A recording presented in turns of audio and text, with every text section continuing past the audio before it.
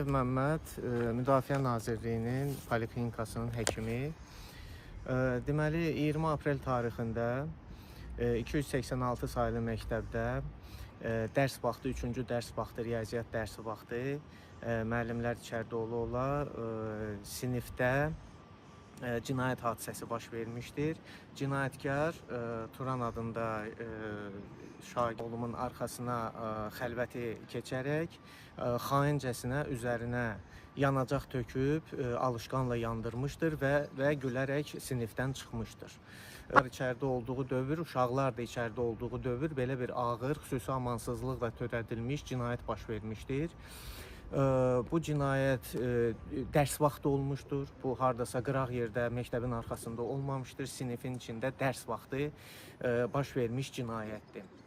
Özü də ümumi təhlükəli üsulla bu məktəbdir. Məktəbin içində nə qədər şagird, müəllim var. Məktəb yana bilərdi, tüstülənə bilərdi. Nə qədər şagird, müəllim dünyasını dəyişə bilərdi. Bu çox ağır cinayətdir. Özü də əvvəlcədən hazırlanmış, ev şəraitində hazırlanmış cinayətdir. Öz su qabının içinə xüsusi hazırladığı nə qatkısı olan, bilmirəm, nə yanacaqsa doldurmuşdur və sumkasında hətta cinayətkarın qaz açarı da olmuşdur və gəlmişdən də hazırlanmış cinayətdir. Və ən maraqlısı məqam burada odur ki, cinayətdən bir müddət sonra, 5-10 dəqiqə sonra artıq anası da məktəbdə olmuşdur və Xəzər xəbərin müxbirinə müsahibə də vermişdir. Özü də o müsahibə zamanı görsənir ki, onun üzündə məmnunluq hissi var, razılıq var. Hər halda məktəbdəkilər, qonşular, qohumlar tanıyır, bilirlər ki, bu cinayətkarın anasıdır. Bu üçüncü şəxs kimi çıxış etməyi də qəribədir. Ona görə mənə qəribə gəlir ki, bu hansı mənəviyyata, hansı vicdana sığır ki, oğlu cinayət törətdiyi yerdə, məktəbdə cinayət törətdiyi zaman bir müddət sonra məktəbə gəlmiş və burada məmnunluq hissi ilə, razılıq hissi ilə müsahibə vermişdir. Üçüncü şəxs kimi müsahibə vermişdir. Bu sözsüz ki, həmin ailənin sosial, psixoloji vəziyyətinin hansı səviyyədə olduğunu göstərir və hər birimiz bilirik ki, uşağın tərbiyəsi ilk növbədə ailədən gəlir. Sözsüz ki, bu cür ailədə tərbiyə görmüş həmin məxluq, bax belə cinayətkar, quldur, qatil olacaqdır. Bundan başqasını gözləməyə dəyməzdir. Yəni ki, sən gələsən öz sinif yoldaşının arxasına keçib, xaincəsinə yanacaq töküb, yandırıb və ondan sonra sevinəsən, bu çox dəhşətdir. Bu artıq cinayət deyil. Yəni ki, bu insanlığa qarşı cinayətdir. Bu bir vəhşilikdir. Və anasının burada müsahibə verməyi, məmnunluq hissi ilə, razılıq hissi ilə, bir növ euforiya vəziyyətində müsahibə verir. O onu göstərir ki, nə bilim, bu ailənin sosial-psixoloji vəziyyəti çox çətindir. Ona görə Murad bu məktəbə 3-4 aydır gəlmişdi. O ümumiyyətlə elə adamdır ki, indi mənim oğlum da yaxından bilirəm, deyirəm ki, bu ümumiyyətlə общительный adamdır. Yəni ki, cildi, sinif bunu qəbul elədi. Həm oğlanlarla, həm qızlarla çox yaxşı münasibət yaratdı. Yəni ki, sinif qəbul elədi və müəyyən qədər hörmət qazandı. Amma o birisi uşaq, o niyəsə elə də sinifin şagirdləri ilə qabaq olmuşdu bu hadisə.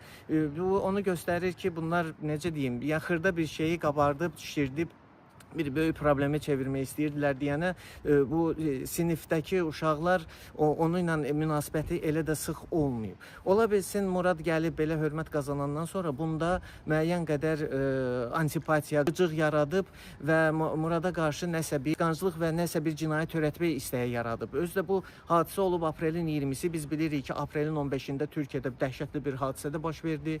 Orada məktəb şagirdi girib məktəbdə 8-9 nəfəri qətlə yetirmiş hadisə. Bunlar hamısı onu göstərir ki, bu hadisələr, o cümlədən Türkiyədə 5 gün qabaq baş vermiş hadisə buna bir növ qüvvət verici, qanadlandırıcı təsir göstərir. Bir növ dırnaq qəhrəmanlıq göstərib, bax belə adın tarixə yazmaq istəyib. Ona görə heç bir əsassız, heç bir səbəbsiz belə bir cinayətin törədilməsi çox qəribədir ki, bu niyə görə belə bir şey eləyib. Ondan ötürü də o təxminən 3 gün qabaq, yəni ki, həftənin 5-ci günü, hadisə olub həftənin 1-ci günü, 5-ci gün bunların arasında xırda toqquşma olub.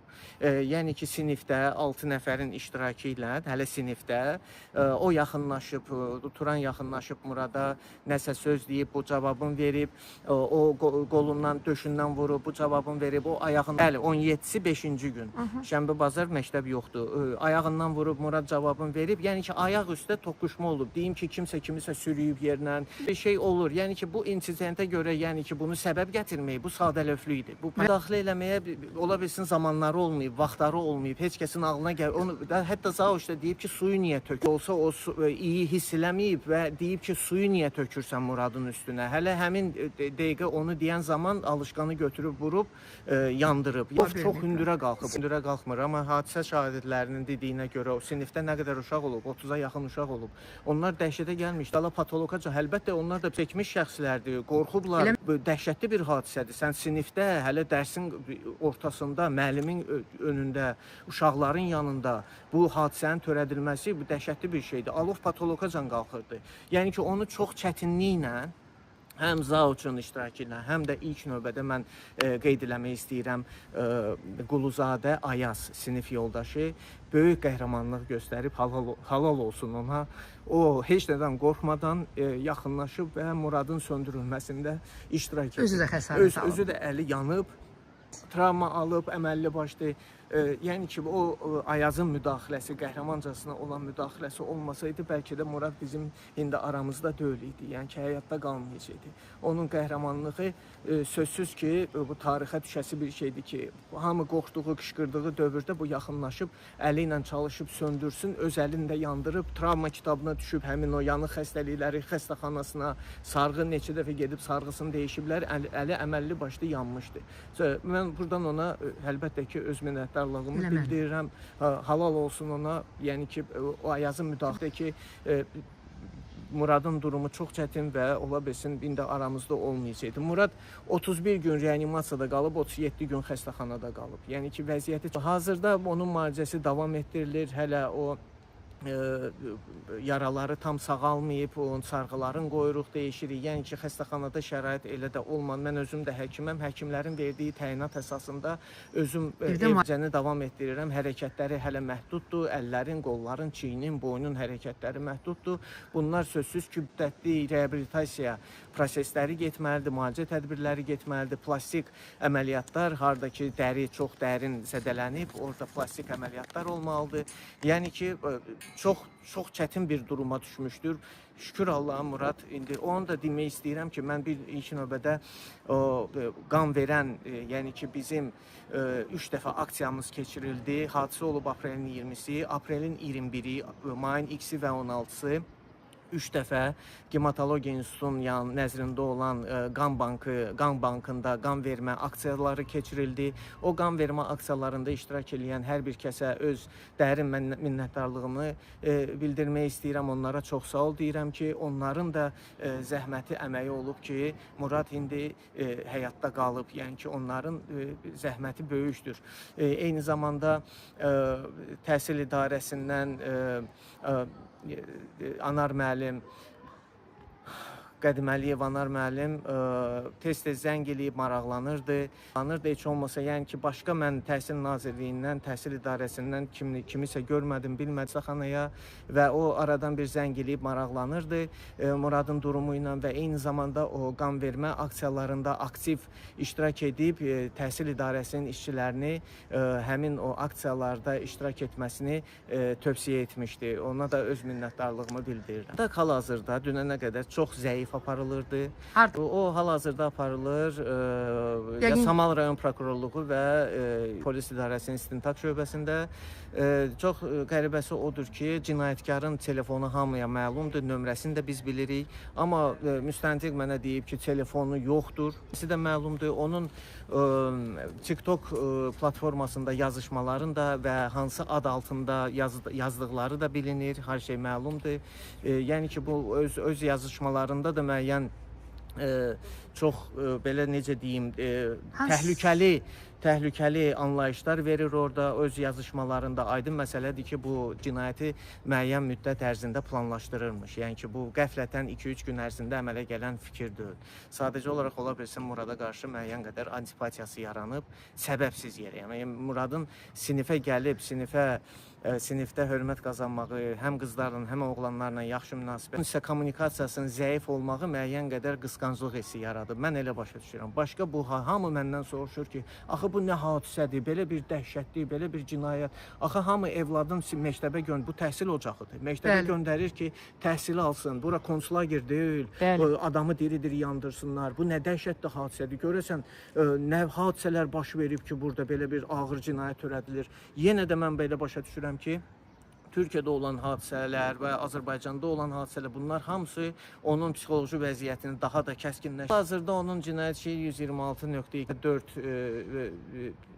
maddəsi ilə aparılır, amma sözsüz ki, bu iminə məhzan həyatına qəsdir. Çünki o spirt olmayıb, onun çox güclü alışdırıcı qüvvəsi olub. İnsan insanı yandırırsa, öldürmək məqsədi ilə yandırır. Bunun başqa bir mənası yoxdur. Bir mənalı olaraq məqsədi öldürmək olub. İndi onun maddəsinin ha vaxt, necə və istintaq nəticəsində ola bilsin məhkəməyəcən dəyişdirilsin. İndi o istintaqın apardığı işlər nəticəsində olmalıdır və mən elə başa düşürəm ki, bu bütün dəlillər, sübutlar onu və özünün cinayəti törədib sinifdən çıxmağı, onun necə deyim, bir təşəbbüs göstərib o söndürülməsində iştirak etməməyi, yəni ki, tamamilə laqeyd olmağı onu göstərir ki, bunun məqsədi konkret öldürmək olub. Başqa o ağır xəsarət yetirmək üçün yandırmağa ehtiyac yoxdur. Küt alətlə vurmaq olar, simboliya